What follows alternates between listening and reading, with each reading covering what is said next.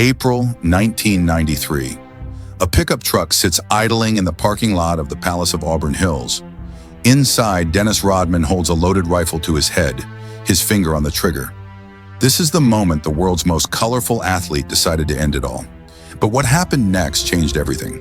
And the truth behind Dennis Rodman's life is far stranger and darker than anything you've ever heard. Now, what I'm about to tell you in the next few minutes is so insane, so unbelievable, that if you don't subscribe and hit that like button, you'll lose this video forever in the algorithm, and you'll never know the full truth. Comment below if you've heard any of these stories before. I guarantee you haven't. Share this with someone who thinks they know basketball history because they don't know this. All right, let's go back to the beginning. To a boy who nobody ever noticed. Most people know Dennis Rodman as the tattooed, pierced, wedding dress-wearing bad boy of basketball. But the real story, it's about a man who was invisible for most of his life, who grew 10 inches after high school, who slept in his car, and who became one of the greatest rebounders in NBA history while battling demons that would destroy most people. This is the untold truth about the worm. Dennis Rodman was born in Trenton, New Jersey in 1961, but his childhood was spent in the projects of Oak Cliff, Dallas. And here's the first shocking truth.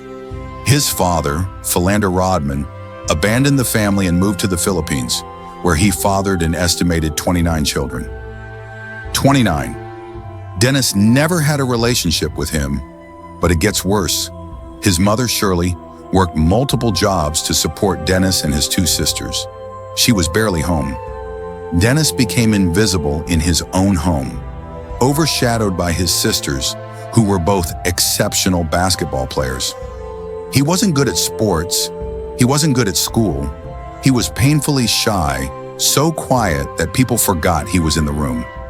In high school, Dennis was 5 feet 6 inches and couldn't even make the football team. He was a nobody. After graduating, he worked as a janitor at the Dallas-Fort Worth airport, mopping floors and cleaning toilets. This was supposed to be his life. But then Dennis made a mistake that could have ended everything before it began. One day, working at the airport, Dennis stole 50 watches from a gift shop. 50 watches. He was caught, arrested, and spent a night in jail. His mother had to bail him out. At that moment, Dennis Rodman hit rock bottom. He was a high school graduate with a criminal record, no prospects, and no future.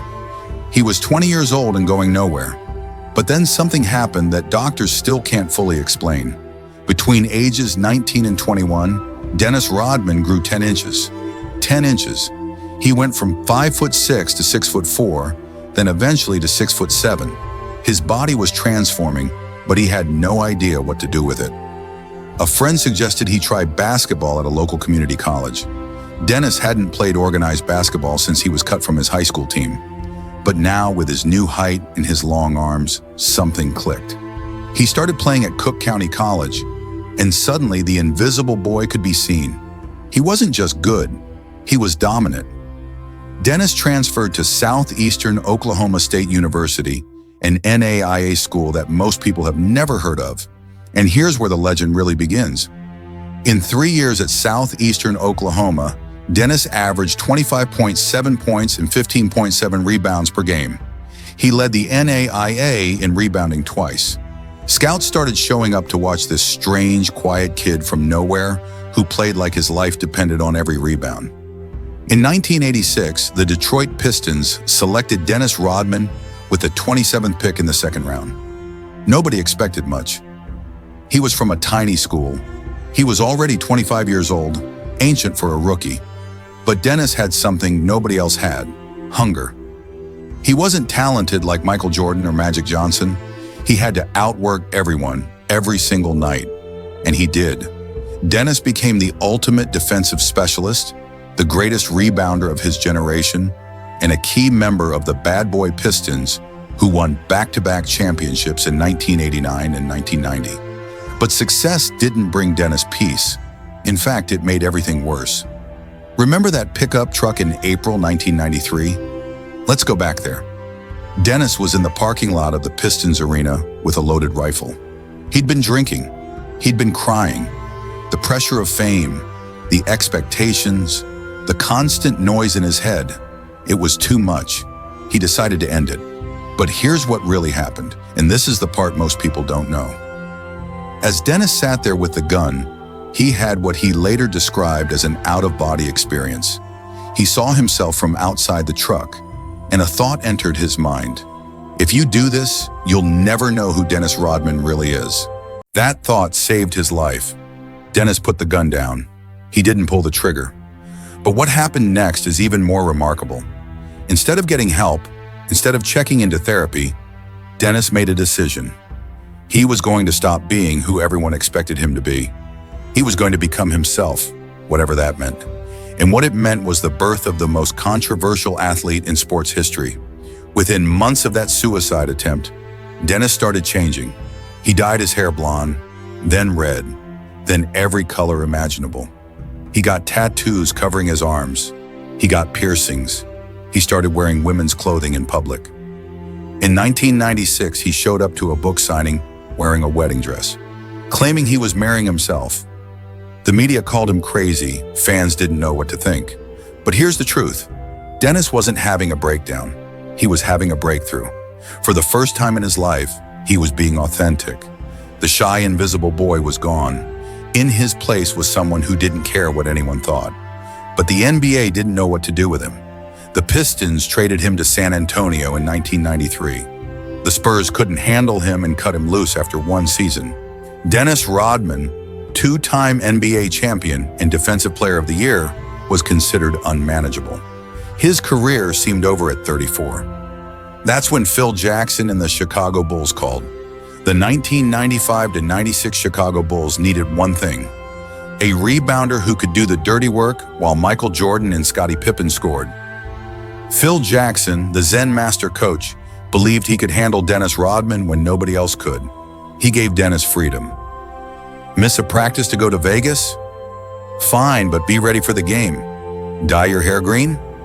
Sure, just get rebounds. And Dennis delivered. In his first season with Chicago, the Bulls went 72-10, the best record in NBA history at that time. Dennis led the league in rebounding for the fifth straight year. He wasn't scoring, he averaged just 5.5 points per game, but he was getting 14.9 rebounds. He was guarding the opponent's best player. He was diving for loose balls. He was doing everything that doesn't show up in highlight reels. The Bulls won the championship. Then they won again in 1997, and again in 1998. 3 straight titles. Dennis Rodman, the kid who was too short, too quiet, too troubled, now had 5 NBA championships. But here's what nobody talks about. During those championship runs, Dennis was spiraling. During the Bulls dynasty, Dennis was living 2 lives. On the court, he was a professional, a defensive genius, a winner. Off the court, he was disappearing to Las Vegas for days at a time, partying at clubs until dawn, drinking heavily, and surrounding himself with chaos. There's a famous story from the 1998 season. In the middle of the playoffs, Dennis asked Phil Jackson if he could take a vacation to Vegas during the playoffs. Phil said yes with one condition: be back in 48 hours. Dennis went to Vegas, partied for 2 straight days, flew back, and played one of the best games of his career. But the truth is darker. Dennis was using parties and alcohol to numb the same pain that put him in that truck with a rifle. He was running from himself while simultaneously trying to find himself. He was famous, wealthy, and successful, but he was also deeply unhappy. His personal life was chaos. He married Carmen Electra in 1998, and they filed for annulment 9 days later. 9 days. He dated Madonna in the mid-90s, who later claimed she offered him money to get her pregnant. His relationships were headlines, spectacles, never stable. After the Bulls dynasty ended in 1998, Dennis played one more season with the Lakers and Mavericks, but it was over. At 38, his body couldn't do what his mind wanted. He retired in 2000 with 5 championships, 7 rebounding titles, and 2 Defensive Player of the Year awards. He was a Hall of Famer, but he was also broke. Here's something most people don't know. Dennis lost almost everything. Bad investments, unpaid taxes, expensive divorces. By 2012, He owed over $800,000 in child support. The man who earned tens of millions was nearly homeless. He was drinking heavily, making bizarre public appearances, and seemed lost. But then came the strangest chapter of all. In 2013, Dennis Rodman traveled to North Korea. He met Kim Jong-un, one of the world's most brutal dictators, and they became friends, actual friends. Dennis called him a friend for life. He visited North Korea multiple times, watched basketball games with Kim, sang happy birthday to him, while Kenneth Bay, an American prisoner, remained captive. The world was horrified. The US government condemned the trips. But Dennis didn't care. And here's the truth behind those trips. Dennis Rodman has always been searching for acceptance. As a child, he was invisible. As an athlete, he was judged. With Kim Jong-un, he felt seen.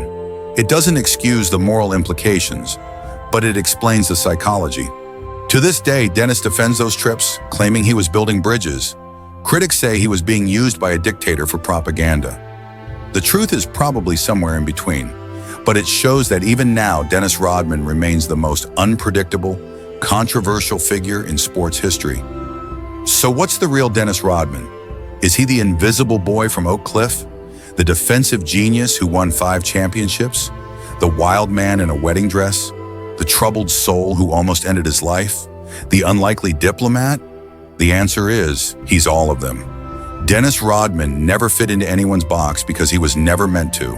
From that night in the pickup truck, to the NBA Hall of Fame, to the palaces of North Korea, Dennis has lived a life that defies explanation. He's now in his 60s, still making headlines, still controversial, still Dennis. And maybe that's the point.